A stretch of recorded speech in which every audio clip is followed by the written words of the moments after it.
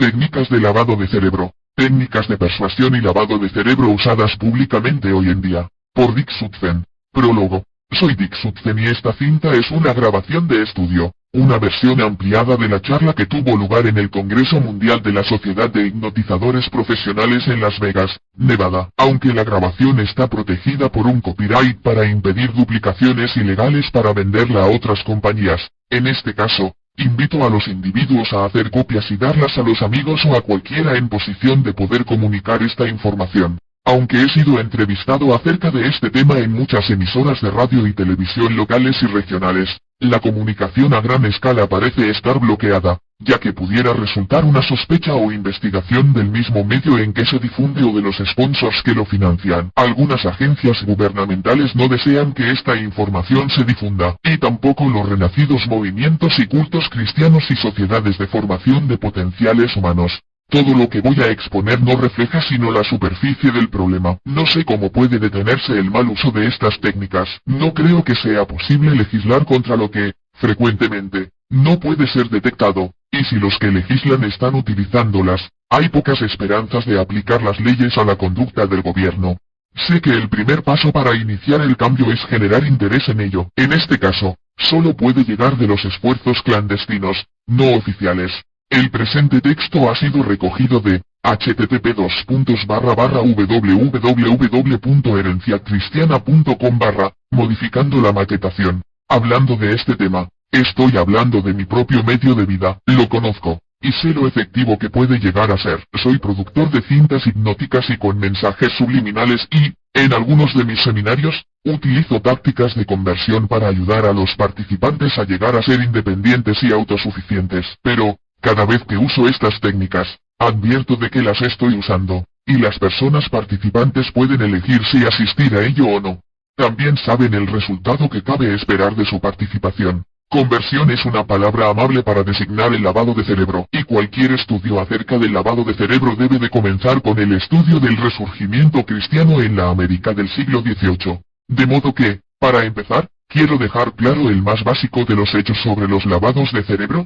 En toda la historia de la humanidad, nadie ha sufrido un lavado de cerebro y se ha dado cuenta, o ha creído, que lo estaba sufriendo. Quienes han pasado por ello, por regla general defienden apasionadamente a sus manipuladores, asegurando que solamente les han enseñado la luz o han sido transformados de alguna manera milagrosa. El nacimiento de la conversión lavado de cerebro en el resurgimiento cristiano en 1735, aparentemente, Jonathan Edwards descubrió accidentalmente las técnicas durante la cruzada religiosa de 1735 en Northampton, Massachusetts, induciendo sentimientos de culpa y aprensión aguda, e incrementando la tensión. Los pecadores que asistían a sus reuniones de resurgimiento acababan rompiéndose y sometiéndose completamente. Técnicamente, lo que Edwards hacía era crear condiciones que limpiaban el cerebro para que la mente aceptara una nueva programación. El problema era que las nuevas órdenes eran negativas. Les podía decir, sois pecadores, estáis destinados al infierno. El resultado fue que una persona se suicidó y otra intentó hacerlo, y los parientes del suicida contaron que ellos estaban también tan profundamente afectados que, aunque habían encontrado la salvación eterna,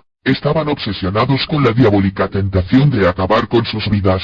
Una vez un predicador, o un líder de una religión, un manipulador o una figura con autoridad, crea la fase en que el cerebro puede vaciarse y quedar limpio, sus víctimas quedan completamente abiertas. Nuevas instrucciones, en forma de sugestiones, pueden sustituir a sus ideas previas. Como Edwards no enviaba mensajes positivos hasta el final del resurgimiento, muchos aceptaron las sugestiones negativas y actuaron, o desearon actuar, según ellas. Charles J. Finney fue otro renacentista cristiano que utilizó las mismas técnicas 4 años más tarde en conversiones religiosas en masa en Nueva York. Las técnicas son todavía usadas por renacentistas cristianos, cultos, enseñantes, empresas, y el ejército de los Estados Unidos, por citar solo unos pocos. Déjenme señalar aquí que no creo que la mayor parte de los renacentistas religiosos se den cuenta de que están usando técnicas de lavado de cerebro. Edwards simplemente insistió en un sistema que realmente funcionaba, y otros no hicieron más que copiarle y lo siguen haciendo 200 años después. Y cuanto más sofisticado es nuestro conocimiento y nuestra tecnología, más efectiva es la conversión. Estoy profundamente convencido de que esta es una de las principales razones del incremento del fundamentalismo cristiano, especialmente en su variedad televisiva, mientras la mayor parte de las religiones convencionales declinan. Las tres fases del cerebro. Aunque los cristianos fueran los primeros en formular con éxito el lavado de cerebro, hemos de mirar a Pavlov, el científico ruso, para obtener una explicación técnica. En los primeros años del siglo, su trabajo con animales abrió la puerta a ulteriores investigaciones con seres humanos. Tras la Revolución Rusa, Lenin vio rápidamente el potencial de la aplicación de las investigaciones de Pavlov a sus propios fines. Pavlov identificó tres estadios diferentes y progresivos de la inhibición transmarginal. El primero es la fase equivalente, en la que el cerebro da la misma respuesta a estímulos débiles o fuertes. La segunda es la fase paradójica, en la cual el cerebro responde más activamente a los estímulos débiles que a los fuertes. Y la tercera es la fase ultra paradójica, en la que las respuestas condicionadas y los patrones de comportamiento pasan de positivos a negativos o de negativos a positivos. Con la progresión a través de cada fase, el grado de conversión se hace más efectivo y completo. Las formas de conseguir la conversión son muchas y variadas, pero el primer paso habitual en el lavado de cerebro religioso o político es trabajar con las emociones del individuo o del grupo hasta que alcanzan un nivel anómalo de ansiedad, miedo, excitación o tensión nerviosa. El resultado progresivo de esta condición mental es la disminución de la capacidad de juicio y el incremento de la sugestibilidad. Cuanto más se mantenga o intensifique esta condición, más se agrava. Una vez se alcanza la catarsis, o primera fase cerebral, la conquista completa de la mente es más fácil. La programación mental preexistente puede ser reemplazada por nuevos patrones de pensamiento y conducta. Otras armas usadas frecuentemente para modificar el normal funcionamiento del cerebro son el adelgazamiento, las dietas radicales o altas en azúcar, las incomodidades físicas, la regulación de la respiración, el recitado de mantras en la meditación, la exposición de misterios asombrosos, efectos especiales de luz y sonido, la respuesta programada al incienso, o intoxicación por drogas. Se consiguen los mismos resultados en los tratamientos psiquiátricos contemporáneos con electroshock o con la disminución intencionada de los niveles de azúcar en sangre inyectando insulina. Antes de hablar del modo exacto en que algunas de las técnicas se aplican, quiero señalar que la hipnosis y las técnicas de conversión son dos cosas diferentes, y que las técnicas de conversión son mucho más poderosas. Sin embargo, ambas se usan a la vez frecuentemente, con poderosos resultados. ¿Cómo trabajan los predicadores renacentistas? Si quiere ver a un predicador renacentista en plena faena en su ciudad, hay probablemente varios. Vaya a la iglesia temprano y siéntese en la parte de atrás. Probablemente, se tocará una música repetitiva mientras la gente va llegando, un ritmo repetitivo, idealmente de 45 a 72 golpes por minuto, un ritmo cercano al del corazón humano. Es muy hipnótico y puede generar estados alterados de la conciencia en un alto porcentaje de personas, y, una vez se está en estado alfa, se es al menos 25 veces más sugestionable que en estado beta de plena conciencia. La música es probablemente la misma en todos los servicios, o tiene el mismo ritmo, y muchas personas pueden caer en estados alterados de la conciencia en cuanto entran en la iglesia. Subconscientemente, recuerdan su estado mental en servicios anteriores y responden de acuerdo con la programación post-hipnótica. Mire a la gente mientras espera que comience el servicio. Muchos muestran signos externos de trance, relajación corporal y ojos ligeramente dilatados. A menudo, se balancean adelante y atrás sentados en sus sillas. Después, el sacerdote entra, y suele hablar con una voz rodada. Técnica de la voz rodada. La voz rodada es un estilo repetitivo y rítmico usado por los hipnotizadores cuando quieren inducir un trance. Lo usan también muchos abogados, algunos de los cuales son consumados hipnotizadores, cuando desean introducir firmemente una idea en la mente del jurado. La voz rodada puede sonar como si el orador estuviera hablando con el ritmo de un metrónomo, o como si estuviera enfatizando cada palabra con un estilo monótono y repetitivo. Las palabras son pronunciadas habitualmente a un ritmo de 45 a 60 por minuto, maximizando el efecto hipnótico. Luego, el sacerdote comienza el proceso de construcción, induce un estado alterado de la conciencia y o comienza a excitar a los oyentes. Después, Un grupo de mujeres jóvenes con dulces y puros vestidos de gasa suelen salir a cantar. Las canciones gospel son estupendas para crear excitación y hacer que los oyentes se impliquen. En mitad de la canción, una de las muchachas puede ser poseída por el espíritu y caer al suelo o actuar como si el Espíritu Santo estuviera en su interior. Esto incrementa muy efectivamente la intensidad en la habitación. En este punto, las tácticas de hipnosis y de conversión están siendo mezcladas, y el resultado es que la atención de la audiencia se focaliza en la comunicación a medida que el ambiente se hace más excitado o tenso. Más o menos en ese momento, cuando se ha conseguido un estado mental alfa colectivo, es cuando pasa en el cesto de las donaciones. En el plano de fondo, la voz rodada del sacerdote puede exhortar: dad a Dios, dad a Dios, dad a Dios, y los asistentes dan. Puede que Dios no coja el dinero, pero su representante sí que lo hace. Después aparece el sacerdote amenazador, induce el miedo e incrementa la tensión hablando acerca del diablo, y del infierno o de la proximidad del fin del mundo. En el último rally de este tipo al que asistí, el predicador habló acerca de la sangre que pronto manaría de cada boca en la tierra. Estaba también obsesionado con la sangrienta lanza de Dios, que todos habían visto colgada sobre el púlpito la anterior semana. No tengo ninguna duda de que todos la vieron. El poder de la sugestión dada a cientos de personas en la hipnosis asegura que al menos del 10 al 25% de ellos verán cualquier cosa que se les sugiera que han de ver. En la mayor parte de las reuniones renacentistas, testificar o ser testigos sigue usualmente al sermón basado en el miedo. Gente del auditorio se levanta y relata sus historias. Estaba impedido y ahora puedo andar. Tenía artritis y ahora se ha curado. Son manipulaciones psicológicas que funcionan. Tras escuchar numerosos casos de historias de curaciones milagrosas, el tipo medio de la audiencia con un problema menor está convencido de que puede ser curado. La sala está cargada con miedo, culpabilidad, intensa excitación y expectación. En ese momento los que quieren ser curados se alinean alrededor de la habitación, o se les dice que salgan al frente. El predicador puede tocarles la cabeza firmemente y gritar: sana. Esto libera la energía psíquica y, para muchos, resulta la catarsis. La catarsis es la purga de las emociones reprimidas. Unos individuos pueden llorar, caer al suelo o incluso tener espasmos, y si la catarsis se efectúa, tienen una posibilidad de curarse. En la catarsis, una de las 3 fases cerebrales mencionadas anteriormente, el cerebro queda temporalmente vacío y se aceptan las nuevas sugestiones. Para algunos, la curación puede ser permanente. Para muchos, puede durar de 4 días a una semana, que es, incidentalmente, lo que duran las sugestiones hipnóticas dadas a un sujeto en estado de sonambulismo. Incluso si la curación no es duradera, la vuelta de estas personas a la iglesia cada semana asegura que el poder de sugestión va a anular continuamente el problema.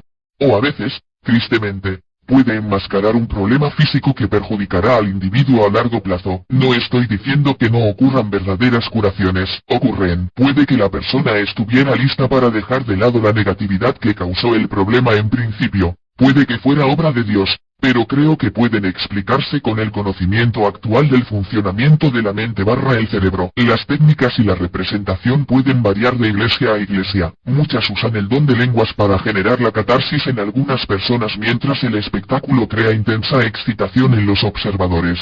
El uso de técnicas hipnóticas por los religiosos es sofisticada, y los profesionales aseguran que son cada vez más efectivas. Un hombre en Los Ángeles está diseñando, construyendo y remodelando iglesias de todo el país. Dice a los sacerdotes lo que necesitan y cómo deben usarlo. La experiencia de este hombre dice que la audiencia y los ingresos de la congregación se duplicarán si el ministro sigue sus consejos. Admite que alrededor del 80% de sus esfuerzos se dirigen al sistema de iluminación y sonido. Un sonido potente y el uso adecuado de la iluminación es de primera importancia para inducir un estado alterado de la conciencia. He estado usándolos durante años en mis propios seminarios, pero mis participantes están plenamente advertidos del proceso y de lo que pueden esperar como resultado de su participación. 6 técnicas de conversión. Los cultos, sectas, y las organizaciones de potencial humano están siempre buscando nuevos conversos. Para conseguirlos, deben también crear una fase cerebral, y a menudo necesitan hacerlo en un corto espacio de tiempo,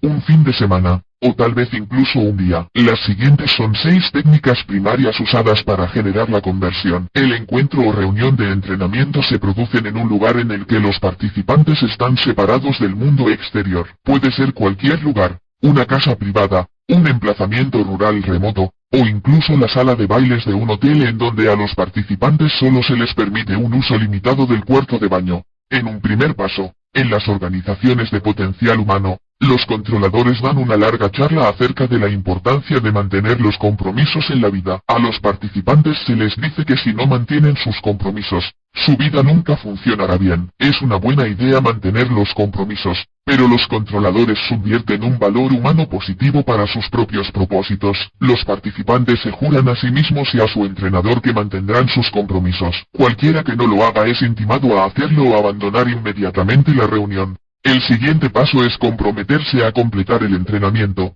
asegurando así un alto porcentaje de conversiones para la organización. Tienen que comprometerse generalmente a no tomar drogas, fumar, y a veces no comer, o se les da breves interrupciones para comer que incrementan la tensión. La verdadera razón para el compromiso es alterar la química interna, que genera ansiedad y con suerte, no hace más que desequilibrar levemente el sistema nervioso, lo que a su vez aumenta las posibilidades de conversión. Antes de que termine el encuentro, los compromisos se usan para asegurar que los nuevos conversos vayan fuera y encuentren nuevos participantes. Son obligados a comprometerse a ello antes de partir. Como la importancia de mantener los compromisos es tan alta en sus prioridades, los conversos presionarán a todos sus conocidos, intentando hablarles acerca de su asistencia a una sesión introductoria gratuita que la organización ofrecerá en el futuro. Los nuevos conversos son celotes. De hecho, la frase interna para promocionar la mayor y más exitosa organización de potencial humano es que lo venda un celote. Al menos 1 millón de personas son adeptos a estas organizaciones y un buen porcentaje de ellos llevan un botón de activación mental que asegura su futura lealtad si el gurú o la organización les llaman. Piensen acerca de las implicaciones políticas de cientos de miles de celotes programados para hacer campaña a favor de su gurú. Tengan cuidado con una organización de este tipo que ofrezca sesiones de seguimiento después del seminario. Las sesiones de seguimiento pueden ser reuniones semanales dadas de forma regular que la organización intente hacerle seguir, o cualquier evento usado para mantener el control. Como sabían los primitivos renacentistas cristianos, el control a largo plazo depende de un buen sistema de seguimiento. Bien, ahora, echemos un vistazo al segundo punto que indica que se están utilizando técnicas de conversión. Se utiliza un esquema que causa fatiga física y mental. Esto se hace en primer lugar realizando sesiones de muchas horas durante las cuales los participantes no tienen ocasión de relajarse o reflexionar. Tercer paso, técnicas para aumentar la tensión en la habitación y en el entorno. Cuarto paso, incertidumbre. Podría pasar horas hablando acerca de las diversas técnicas para incrementar la tensión y generar incertidumbre. Básicamente, los participantes se sienten preocupados por la posibilidad de ser pillados por los organizadores, y se ponen en juego sentimientos de culpabilidad. Los participantes son instados por los organizadores a relatar verbalmente sus más íntimos secretos a otros participantes o forzados a participar en actividades que enfatizan el quitarse las máscaras. Una de las más efectivas organizaciones de potencial humano fuerza a los participantes a mantenerse de pie en el estrado frente a toda la audiencia mientras son atacados verbalmente por los organizadores. Una encuesta pública realizada hace algunos años reveló que la situación más temida en general es la de hablar en público. Se sitúa por encima de lavar cristales exteriores en el piso 85 de un edificio de oficinas, de modo que pueden imaginarse el temor y la tensión que esta situación genera entre los participantes. Algunos se desmayan, pero otros pueden soportar el estrés saliendo mentalmente del lugar. Literalmente pasan a estado alfa, lo que los hace automáticamente mucho más sugestionables de lo que son normalmente, y otra vuelta en la espiral hacia la conversión queda completada. El quinto indicio de que se están usando técnicas de conversión es la introducción de un argot, nuevos términos que solamente tienen significado para iniciados que participan. A veces se usa un lenguaje incorrecto intencionadamente para hacer que los participantes se sientan incómodos. El punto sexto es que no hay ni rastro de humor en las conferencias, al menos hasta que los participantes han sido convertidos. Entonces, la alegría y el humor son muy deseables como símbolo de la felicidad que los participantes se supone que han encontrado. No estoy diciendo que no resulte ningún bien de estas reuniones, puede suceder y sucede, pero sostengo que es bueno que la gente sepa lo que ha sucedido y que una participación continua puede no ser de su interés. A través de los años, he dirigido seminarios profesionales para enseñar a la gente a ser hipnotizadores, entrenadores y consejeros. Algunos de ellos se han acercado a mí y me han dicho, estoy aquí porque sé que lo que hago funciona. Pero no sé por qué, después de mostrarles cómo y por qué, muchos han salido del negocio o han decidido encararlo de manera mucho más humana y cariñosa. Muchos de esos entrenadores se han convertido para mí en amigos personales, y a todos nos asusta el haber experimentado el poder de una persona con un micrófono en la mano en una habitación llena de gente. Añadan un poco de carisma y pueden estar seguros de obtener un alto porcentaje de conversiones. La triste realidad es que un alto porcentaje de personas quiere creer. Las reuniones de culto y las de empresas de potencial humano son lugares ideales para observar de primera mano lo que se llama técnicamente el síndrome de Estocolmo. Esta es una situación en la que los que son intimidados, controlados o padecen sufrimientos impuestos, comienzan a amar, admirar e incluso en ocasiones desear sexualmente a sus controladores o secuestradores. Déjenme introducir aquí una palabra de aviso. Si usted piensa que puede asistir a una de esas reuniones sin no resultar afectado, probablemente está equivocado. Un ejemplo perfecto es el caso de una mujer que fue a Haití con una beca Guggenheim para estudiar el vodou haitiano. En su informe, relataba cómo la música inducía finalmente un movimiento corporal incontrolable y un estado alterado de la conciencia, a pesar de que entendía el proceso y pensaba que estaba por encima de ello. Cuando empezó a sentirse vulnerable a la música, intentó luchar contra ello y lo consiguió momentáneamente. El miedo o la resistencia casi siempre aseguran la conversión. Pocos momentos después se sintió poseída por la música y comenzó a bailar en trance alrededor de la sala de reunión vodou. Una fase cerebral había sido inducida por la música y la excitación, y se despertó sintiéndose renacida. La única esperanza de asistir a una de esas reuniones sin ser afectado es ser un Buda y no permitirse emociones negativas ni positivas. Pocas personas son capaces de un tal desapego. Antes de seguir adelante, veamos nuevamente los 6 puntos esenciales de conversión. Quiero mencionar al gobierno de los Estados Unidos y los campos de entrenamiento del ejército. El cuerpo de los marines habla de romper a los hombres antes de reconstruirlos como hombres nuevos,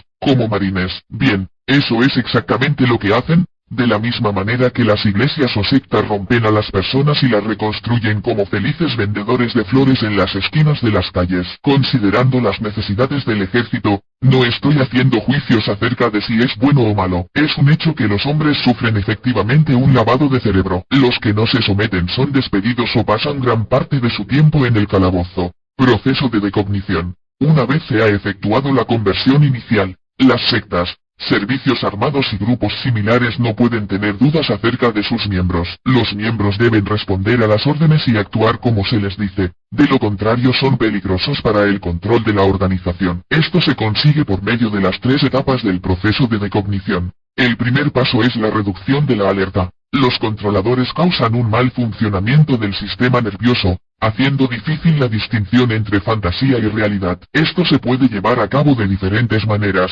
La dieta pobre es una de ellas. Cuidado con las galletitas y las píldoras de glucosa. El azúcar estropea el sistema nervioso. Más sutil es la dieta espiritual usada por muchas sectas. Comen solamente vegetales y fruta, sin la ayuda de las legumbres, frutos secos, semillas, lácteos, pescado y carne. El individuo queda mentalmente lento. Sueño inadecuado es otra forma primaria de reducir la alerta, especialmente si se combina con largas horas de trabajo o de intensa actividad física. Ser bombardeado con experiencias intensas y especiales consiguen el mismo resultado. El segundo paso es la confusión programada. La persona es asaltada mentalmente mientras se encuentra en estado de alerta reducida causada en el primer paso. Se consigue con un diluvio de información nueva, lecturas, discusiones en grupo, encuentros o sesiones cara a cara en los que usualmente el controlador bombardea al sujeto con preguntas. Durante esta fase de la decognición, la realidad y la ilusión a menudo se mezclan y una lógica perversa es fácilmente afectada.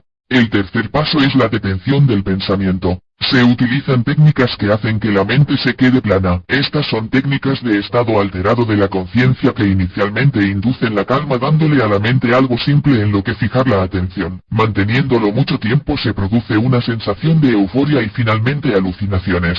El resultado es la reducción del pensamiento y finalmente, si dura lo suficiente, la parada de todo pensamiento y el rechazo de todos y todo lo que no sean las directrices emanadas del controlador. La conquista es entonces completa. Es importante señalar que cuando los miembros o participantes son instruidos para usar las técnicas de parada del pensamiento, se les dice que se verán beneficiados por hacerlo, serán mejores soldados o encontrarán la luz.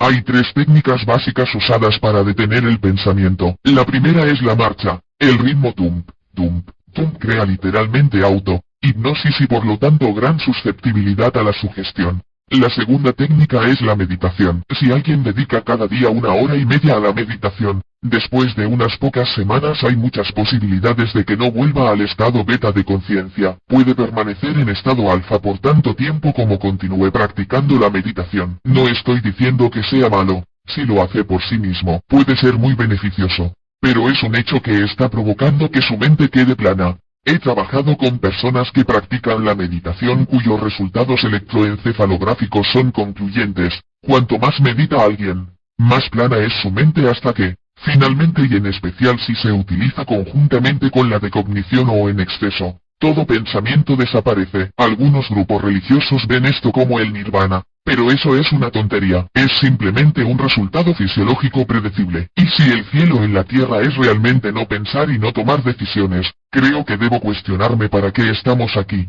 La tercera técnica para parar el pensamiento es cantar, y a menudo, cantar en la meditación. Hablar en otras lenguas puede ser también incluido en esta categoría. Estas tres técnicas producen un estado alterado de la conciencia. Esto puede ser estupendo si uno mismo está controlando el proceso. Porque uno mismo controla también las influencias que le llegan de fuera. Yo, personalmente, uso al menos una sesión programada de hipnosis al día y sé qué beneficioso es para mí. Pero uno tiene que saber que usando esas técnicas hasta el extremo de permanecer continuamente en estado alfa, aunque uno sea muy maduro, también le hace más sugestionable. Verdaderos creyentes y movimientos de masas. Antes de terminar esta sección acerca de la conversión, quiero hablar acerca de las personas que son más vulnerables a ella y acerca de los movimientos de masas. Estoy convencido de que al menos un tercio de la población es lo que Eric Offer llama creyentes verdaderos. Son seguidores, gente que quiere entregar a otros el poder, ser convencidos. Están buscando respuestas, sentido a las cosas y una iluminación que proceda de fuera de sí mismos. Offer, que escribió El verdadero creyente, un clásico en movimientos de masas, dice: los verdaderos creyentes no pretenden potenciar ni mejorar su propio yo, sino que están deseando librarse de un yo no querido. Son seguidores, no porque deseen avanzar ellos mismos, sino porque eso puede satisfacer su pasión de renunciar a su yo. Offer dice también que los verdaderos creyentes están eternamente incompletos y eternamente inseguros. Conozco esto a través de mi propia experiencia. En los años que llevo comunicando conceptos y dirigiendo entrenamientos, he encontrado este tipo de personas una y otra vez.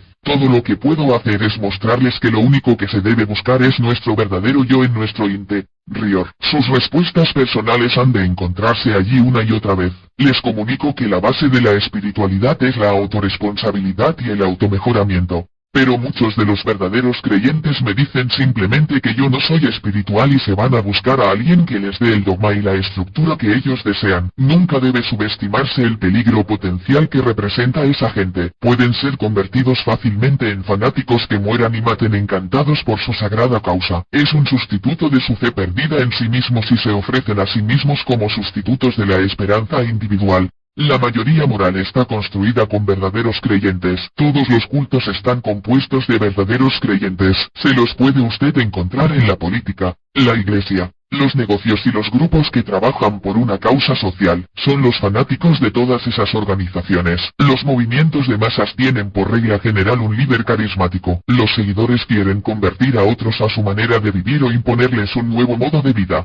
Si es necesario haciendo leyes que obliguen a los demás a adoptar su punto de vista, como se evidencia en las actividades de la mayoría moral. Esto significa forzar con armas o con castigos.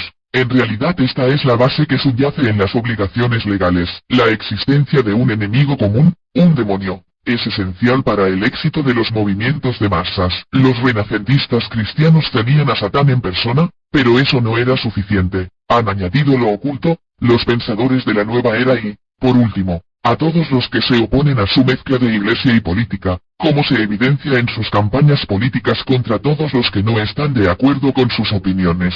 En las revoluciones, el demonio es generalmente el poder establecido o la aristocracia. Algunas empresas de potencial humano son demasiado listas para pedir a sus miembros que se afilien a ellas, etiquetándose a sí mismos de ese modo como secta. Pero, si miramos detenidamente, Nos damos cuenta que el demonio es todo aquel que no ha seguido su entrenamiento. Hay movimientos de masas sin demonios, pero esos nunca llegan a mucho. Los verdaderos creyentes son gente mentalmente desequilibrada e insegura, o personas sin esperanza o sin amigos, gente que no busca aliados para amar, pero sí para odiar o para obsesionarse con una causa. Y los que desean una nueva vida y un nuevo orden de cosas sienten que las viejas maneras deben de ser eliminadas antes de que su nuevo orden pueda ser construido. Técnicas de persuasión. La persuasión no es técnicamente lo mismo que el lavado de cerebro, pero es la manipulación de la mente humana por otro individuo, sin que la parte manipulada se dé cuenta de qué es lo que le ha hecho cambiar de opinión. Me gustaría tener tiempo para introducirles en algunas de las miles de técnicas que se usan hoy en día,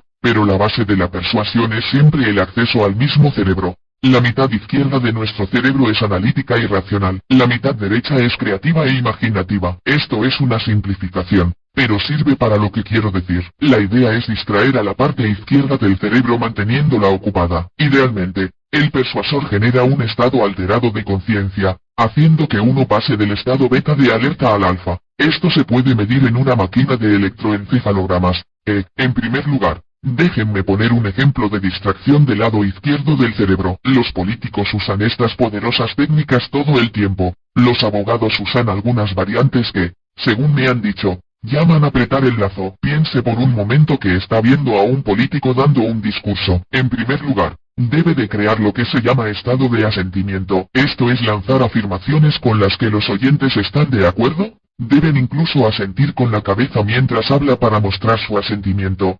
Seguidamente vienen los truismos. Estos son generalmente hechos que pueden ser discutidos, pero, una vez que el político tiene a la audiencia asintiendo, todas las posibilidades están a favor de que los oyentes no van a comenzar a pensar por sí mismos, y por lo tanto seguirán asintiendo. Por último llega la sugestión. Esto es lo que el político quiere que hagamos y, como hemos estado asintiendo todo el rato, podemos ser persuadidos para aceptar la sugestión. Ahora, escuche atentamente a mi discurso político y verá que las tres primeras frases son el asentimiento, las tres siguientes son truismos y la última es la sugestión. Señoras y caballeros, ¿están ustedes preocupados por los precios de los alimentos? ¿Están cansados de las subidas de los carburantes? ¿Están asqueados de la inflación descontrolada? Bien, saben que el otro partido consintió una inflación del 18% el pasado año. Saben que la criminalidad se ha incrementado en el 50% en todo el país en los últimos 12 meses, y saben que sus salarios a duras penas les permiten cubrir sus gastos. La respuesta para resolver esos problemas es elegirme a mi John Jones, para el Senado de los Estados Unidos. Creo que ya han oído todas estas cosas anteriormente, pero deben buscar también por lo que se llaman comandos ocultos. Por ejemplo, al pronunciar palabras clave, el orador hará un gesto con la mano izquierda, que las investigaciones han demostrado que llegan mejor al cerebro derecho. Los políticos de hoy en día, orientados a los medios de comunicación, son frecuentemente entrenados por una nueva clase de especialistas que usan todos y cada uno de los trucos, nuevos y antiguos, para manipularnos y hacernos aceptar a su candidato. Los conceptos y técnicas de neurolingüística están tan protegidos que he encontrado que incluso hablar públicamente de ello o publicar resultados por escrito puede estar sujeto a sanciones legales. Sin embargo, el conocimiento neurolingüístico está al alcance de cualquiera que le dedique el tiempo necesario y pague el precio requerido. Es una de las más sutiles y poderosas formas de manipulación a las que me he visto expuesto. Un buen amigo que asistió recientemente a un seminario de neurolingüística se encontró con que la mayor parte de las personas con las que habló durante los descansos eran gente del gobierno. Otra técnica acerca de la que estoy aprendiendo es increíblemente resbaladiza. Se denomina técnica de intercalado y la idea es decir algo con palabras pero sembrar una impresión subconsciente de otra cosa en la mente de los oyentes o espectadores. Déjenme ponerles un ejemplo. Vamos a suponer que está usted viendo a un comentarista de televisión que afirma lo siguiente: el senador Johnson está ayudando a las autoridades a solucionar los estúpidos errores de las empresas que contribuyen a crear los problemas de basura nuclear. Suena como si fuera la exposición de un hecho, pero si el locutor enfatiza las palabras adecuadas, y especialmente si hace los adecuados gestos con las manos al pronunciar las palabras clave, le pueden dejar a usted con la sensación de que el senador Johnson es un estúpido. Ese es el mensaje subliminal de la afirmación, y al locutor no se le puede acusar de nada. Las técnicas de persuasión se usan también frecuentemente en asuntos menores con la misma efectividad. El vendedor de seguros sabe que puede conseguir su objetivo mucho más fácilmente si consigue hacerle visualizar algo en su mente. Esa es la comunicación con el lado derecho del cerebro. Por ejemplo, puede hacer una pausa en la conversación, mirar despacio a su alrededor en su salón y decir: ¿puede usted imaginarse esta preciosa casa quemándose hasta los cimientos? Por supuesto que usted puede. Ese es uno de sus temores inconscientes y, cuando usted es forzado a visualizarlo, es usted más proclive a dejarse manipular para adquirir una póliza de seguros. Los Hare Krishnas, trabajando en los aeropuertos, usan lo que lo llamo técnicas de susto y confusión para distraer al lado izquierdo del cerebro y comunicarse con el lado derecho. Mientras esperaba un avión, estuve observando cómo actuaba uno de ellos durante más de una hora. Usaba el método de saltar delante de alguien. Inicialmente, su voz era fuerte y después bajaba al llegar al punto de ofrecer un libro y pedir un donativo para la causa. Por regla general, cuando alguien está asustado, cede inmediatamente. En este caso, la gente estaba asustada por la extraña apariencia, súbita aparición y fuerte voz del devoto Hare Krishna. En otras palabras, la gente se ponía en estado alfa por seguridad, ya que no deseaban afrontar la realidad que tenían delante. En estado alfa, eran mucho más sugestionables y cogían el libro. En el momento en que tenían el libro, se sentían culpables y respondían a la segunda sugestión: dar dinero. Estamos condicionados para que, si alguien nos da algo, tenemos que entregarle algo a cambio, en este caso, dinero. Mientras observaba este ajetreo, estaba lo suficientemente cerca para percibir en muchas de las personas afectadas un signo evidente de estado alfa. Sus pupilas estaban dilatadas.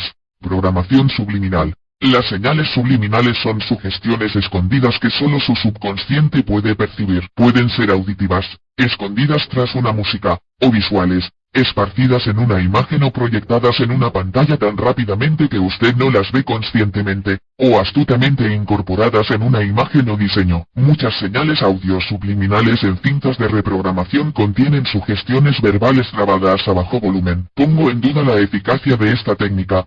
Si las señales subliminales no pueden ser percibidas, no pueden ser eficaces, y por lo tanto, las señales subliminales grabadas por debajo de umbral audible son inefectivas.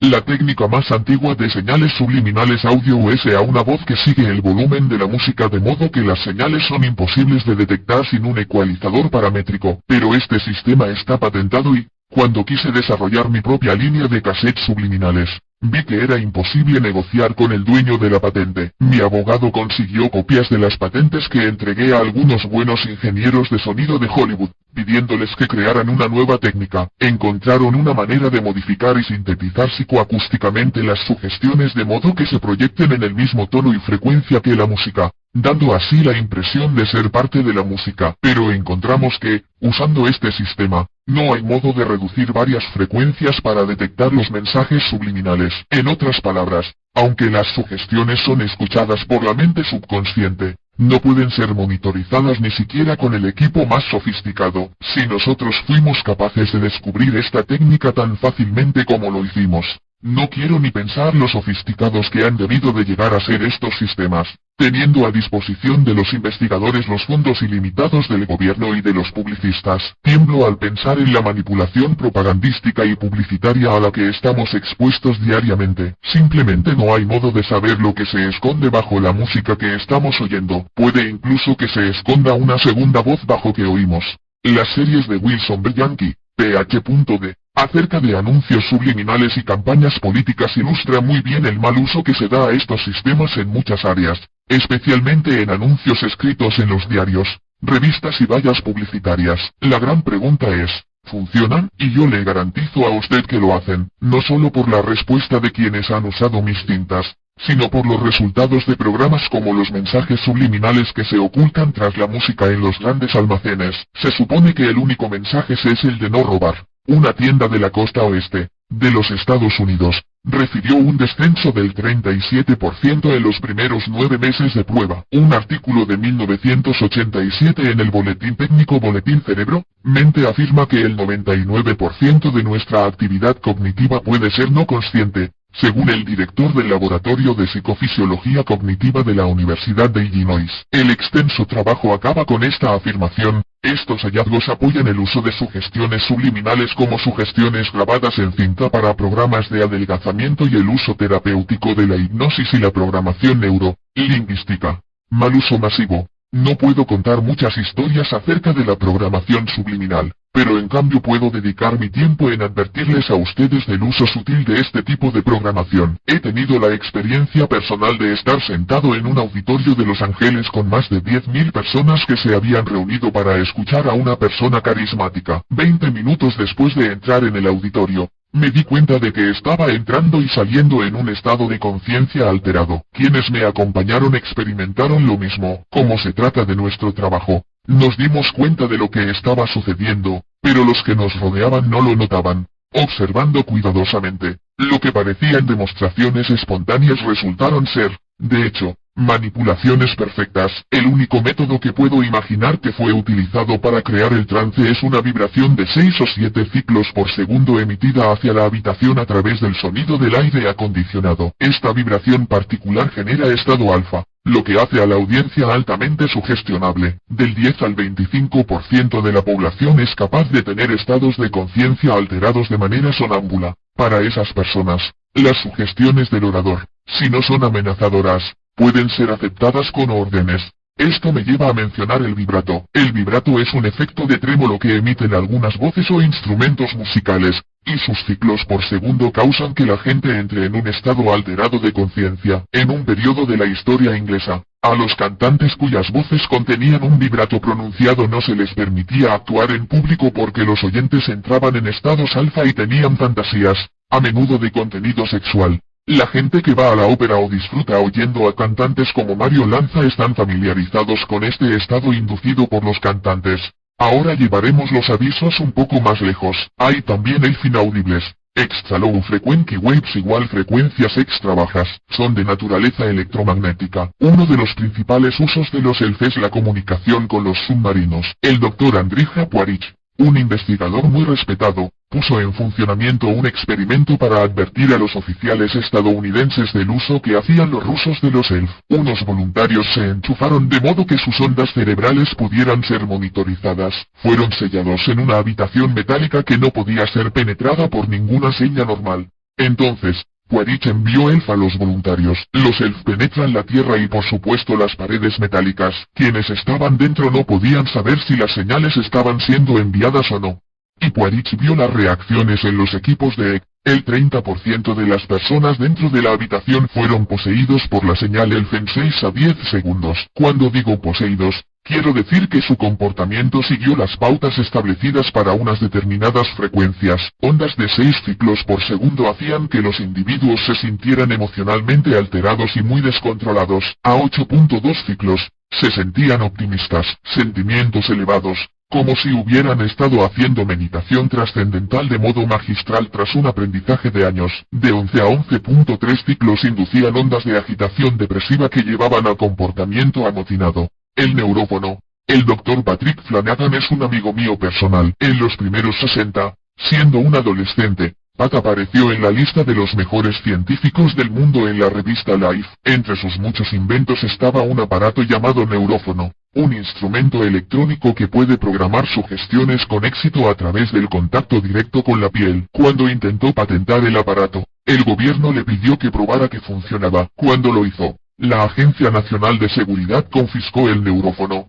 A Pat le llevó 10 años de batalla legal conseguir su devolución. Usando ese aparato, usted no ve ni oye nada. Se aplica sobre la piel, que según Pat es la principal fuente de sensaciones. La piel contiene más receptores para el calor, el tacto, dolor, vibraciones y campos eléctricos que ninguna otra parte de la anatomía humana. En una de sus más recientes pruebas, Pat llevó a cabo 2 seminarios paramilitares.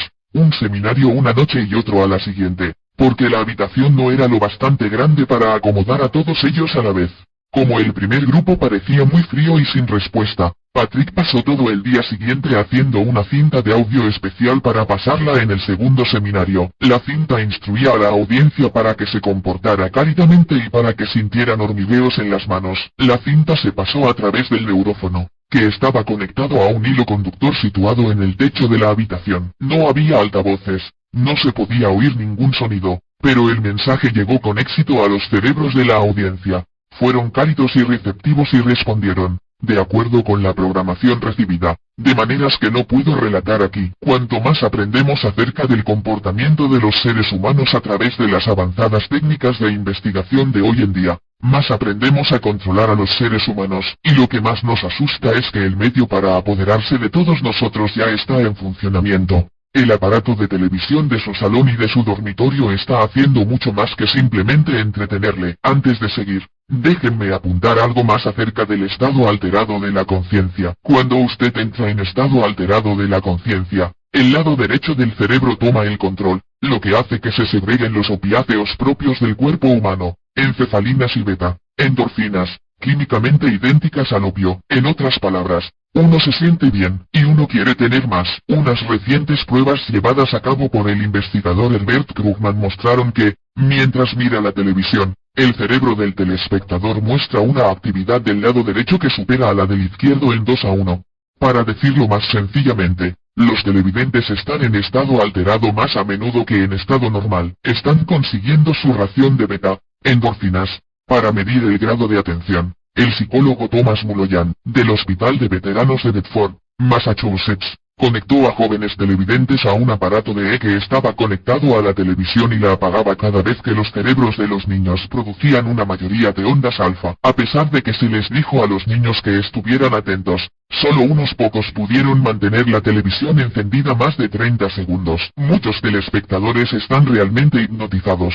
Hacer el trance más profundo es fácil. Una manera sencilla es colocar un fotograma negro cada 32 fotogramas de la película que se proyecta. Esto crea un ritmo de 45 por minuto que solo es percibido por la mente subconsciente. El ritmo ideal para generar una hipnosis profunda. Los anuncios o sugestiones que contienen este tipo de proyección son aceptados más fácilmente. El alto porcentaje de espectadores que tienen capacidades sonambulísticas pueden aceptar esas sugestiones como órdenes, siempre que no pidan al espectador que haga algo contrario a su moral, su religión o su autoconservación. El medio para poseernos está ahí. Para la edad de 16 años, los niños han pasado de 10.000 a 15.000 horas ante la televisión. Eso es más tiempo del que pasan en el colegio. En la casa media, la televisión está encendida una media de 6 horas y 44 minutos al día, con un incremento de 9 minutos al año durante la década de los 70. Actualmente es obvio que no están mejorando las cosas. Nos movemos rápidamente hacia el mundo en alfa, posiblemente muy parecido al 1984 de Orwell, plácido, ojos vidriosos y respondiendo obedientemente a las instrucciones. Un proyecto de investigación llevado a cabo por Jacob Jacobi de la Universidad de Purdue, encontró que de 2.700 personas probadas, el 90% entendieron mal cosas tan sencillas como los anuncios y la serie Barnaby Jones. Unos minutos después de haberlo visto, el espectador medio contestaba mal de 23 a 36% de las preguntas acerca de lo que había mirado. Por supuesto estaban entrando y saliendo continuamente de un trance. Si usted entra en trance profundo, debe recibir instrucciones de recordar. De lo contrario olvidará automáticamente. Solo he tocado la punta del iceberg. Si se combinan mensajes subliminales bajo la música, efectos visuales hipnóticos, ritmos musicales mantenidos inductores de trances, tenemos un lavado de cerebro extremadamente efectivo. Cada hora que usted pasa delante de la televisión es usted más sugestionable, y, en caso de que piense que la ley no permite estas cosas, está equivocado, no lo hace. Hay un montón de gente poderosa que prefiere que las cosas se queden como están. Tal vez tienen algún plan,